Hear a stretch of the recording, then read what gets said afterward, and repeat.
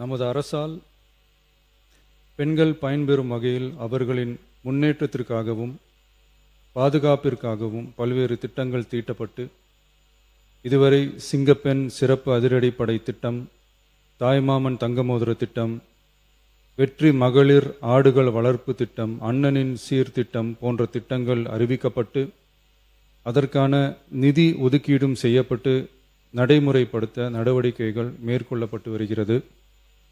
மேலும் நமது அரசு மக்களின் வாழ்வாதார முன்னேற்றத்தினை முதன்மை நோக்கமாக கொண்டு வெற்றி தொலைநோக்கு திட்ட ஆவணத்தினை வெற்றி விஷன் டாக்குமெண்ட் வெளியிட்டுள்ளது.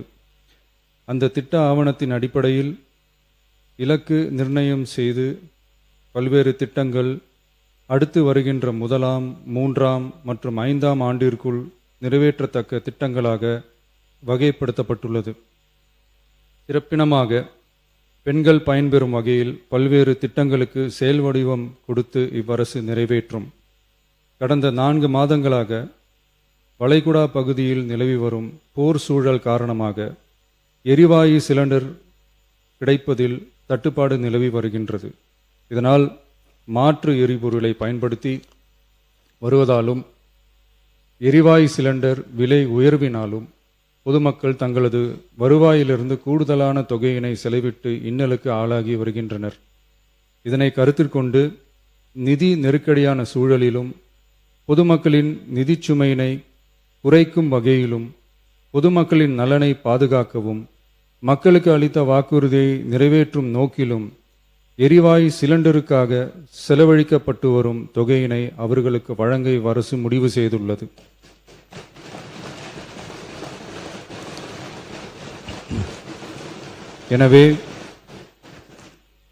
எனவே குடும்பத் தலைவிகள் பயன்பெறும் வகையில் முதல் கட்டமாக அன்னபூர்ணி சூப்பர் 6 திட்டத்தில் ஆண்டிற்கு 3 விலையில்லா எரிவாயு சிலிண்டர்கள் வழங்கப்படும்.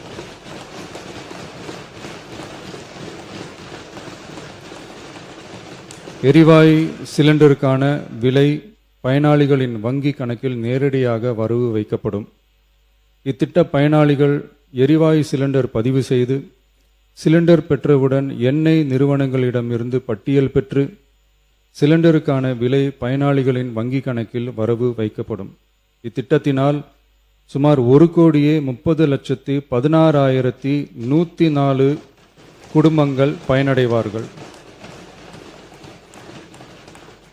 அதாவது ஆண்டு வருமானம் ரூபாய் 2.5 லட்சத்திற்கு மிகாமல் உள்ள பொருளாதாரத்தில் பின்தங்கியுள்ள குடும்பத்தினர், சிறு குறு விவசாய குடும்பத்தினர், மாற்றுத்திறனாளி குடும்பத்தினர் போன்ற சமூகத்தில் உள்ள நலிந்த குடும்பத்தினர் பயனடைவார்கள்.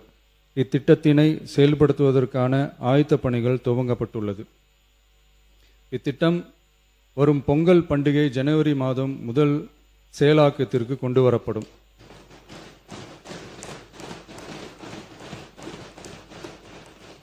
இத்திட்டத்திற்காக ஆண்டுதோறும் தோராயமாக 4000 கோடி ரூபாய் ஒதுக்கீடு செய்யப்படும் என்பதை மாண்புமிகு பேரவைத் தலைவர் வாயிலாக இந்த அவைக்கு தெரிவித்துக் கொள்ள விரும்புகிறேன்.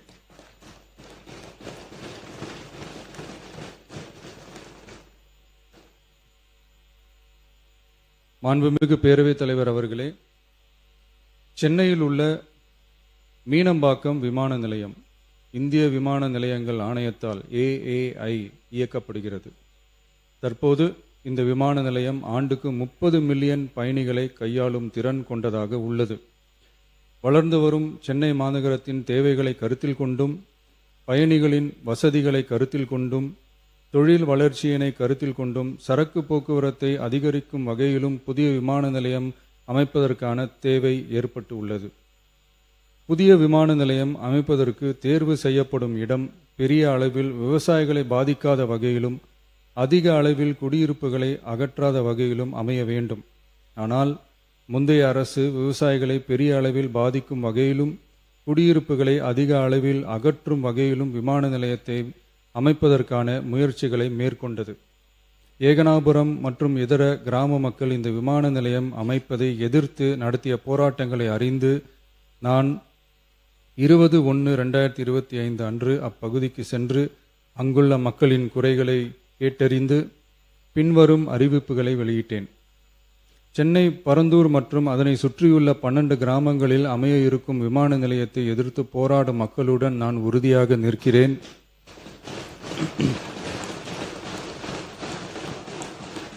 நீண்ட நாட்களுக்கு மேலாக இந்த திட்டத்திற்கு எதிராக போராடி வரும் விவசாயிகளுக்கு எனது ஆதரவை தெரிவித்துக் கொள்கிறேன். விவசாயிகளே நாட்டின் முதுகெலும்பு. இந்த விவசாய நிலங்களை பாதுகாக்க இந்த மக்கள் போராடி வருகிறார்கள். விக்கிரவாண்டியில் அக்டோபர் 2024 நடந்த பொதுக்கூட்டத்திலேயே பரந்தூரில் புதிய விமான நிலையம் அமைப்பதற்கு எதிர்ப்பு தெரிவித்திருக்கிறேன். தொழில் வளர்ச்சி மற்றும் அதற்கான விமான நிலையங்களின் பங்கு பற்றி நான் நன்கு அறிவேன். அதற்கான என்னுடைய முழு ஆதரவும் உண்டு. ஆனால் பரந்தூரில் இந்த திட்டம் அமையக்கூடாது. இந்த திட்டம் குறித்து அரசு மறுபரிசீலனை செய்ய வேண்டும். குறைவான விவசாய நிலங்கள் பாதிக்கப்படும் வகையிலும் மக்களின் வாழ்வாதாரம் பாதிக்காத வகையிலும் மாற்று இடத்தை தேர்வு செய்ய வேண்டும் என தெரிவித்திருந்தேன். மக்கள் மத்தியிலே நான் அன்றே அறிவித்ததை நிறைவேற்றும் பொருட்டு புதிய விமான நிலையம் அமைப்பது குறித்து உயர் அதிகாரிகளிடமும் துறை வல்லுநர்களிடமும் விரிவாக ஆலோசனை நடத்தினேன். ஏற்கனவே நான் உறுதி அளித்தவாறு பரந்தூரில் புதிய விமானம் நிலையம் அமைக்க மேற்கொண்ட நடவடிக்கைகள் இந்த அரசால் கைவிடப்படும்.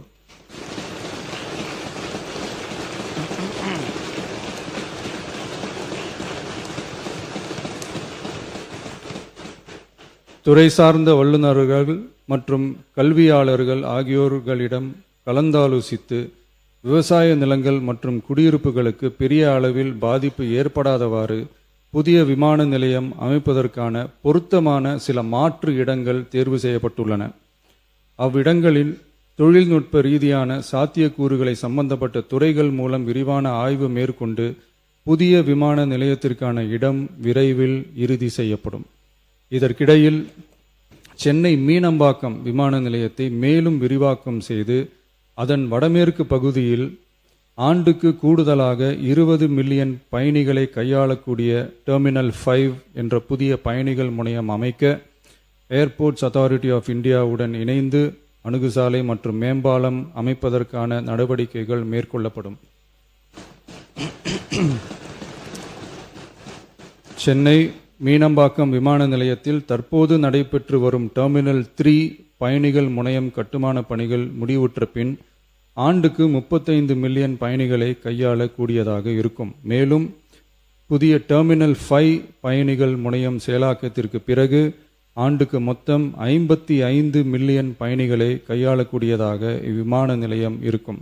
இதன் மூலம் சென்னை விமான நிலையத்தின் சேவைகள் மேம்படுத்தப்படுவதோடு பயணிகளின் போக்குவரத்து தேவை புதிய விமான நிலையம் அமைக்கப்படும் வரை பூர்த்தி செய்யப்படும்.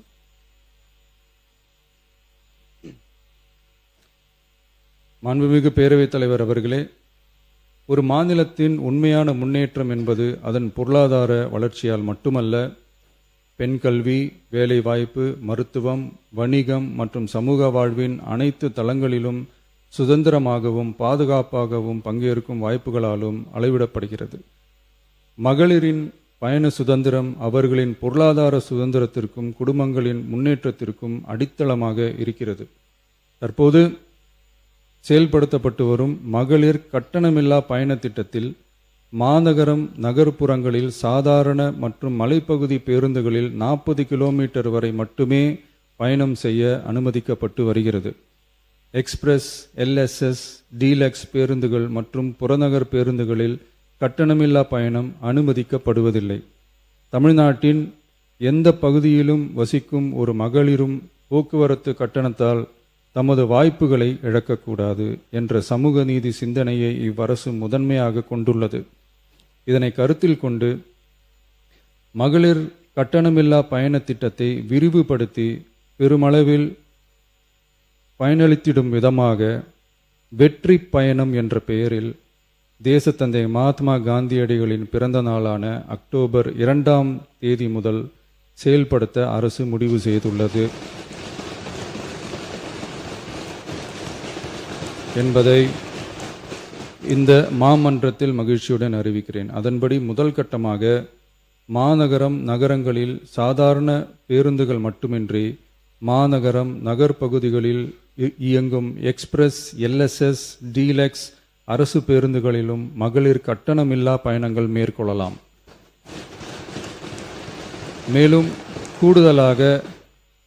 மேலும் கூடுதலாக மாவட்டங்களுக்கிடையே பயணம் மேற்கொள்ள ஏதுவாக புறநகர் மற்றும் மலைப்பகுதிகளில் சாதாரண கட்டண பேருந்துகளிலும் மகளிர் கட்டணமில்லா பயணங்கள் மேற்கொள்ளலாம். இத்திட்டத்தில் பயன்பெற வருமான உச்சவரம்போ மற்றும் மேற்கொள்ள விரும்பும் பயண எண்ணிக்கையிலேயோ கட்டுப்பாடுகள் இல்லை. வெற்றி பயண திட்டம் இதர சேவைகளிலும் படிப்படியாக விரிவுபடுத்தப்படும். இதன் மூலம் மாநிலம் முழுவதும் மகளிருக்கான எளிதில் அணுகக்கூடிய பொது போக்குவரத்து வசதி பெருமளவில் கிடைக்கும். இதன் மூலம் மாணவிகள் தொலைதூரத்தில் உள்ள கல்லூரிகளுக்கு செல்லவும், பணியிடங்களுக்கு செல்லவும், மருத்துவம் மற்றும் அத்தியாவசிய சேவைகளுக்கும் கட்டணமின்றி பேருந்துகளில் பயணிக்க இயலும்.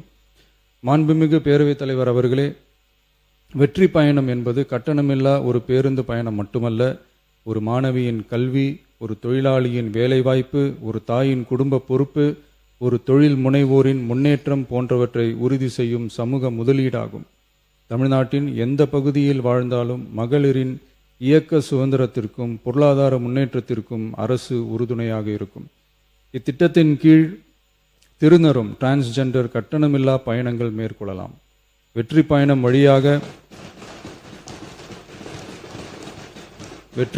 வழியாக மகளிரின் வாய்ப்புகள் விரிவடைந்து குடும்பங்கள் முன்னேறி சமூக நீதியும் சமத்துவமும் நிலை பெற்று வளமான வெற்றி தமிழ்நாட்டை உருவாக்கும் நமது பயணம் மேலும் வலுப்பெறும் என்பதை தெரிவித்துக் கொள்கிறேன்.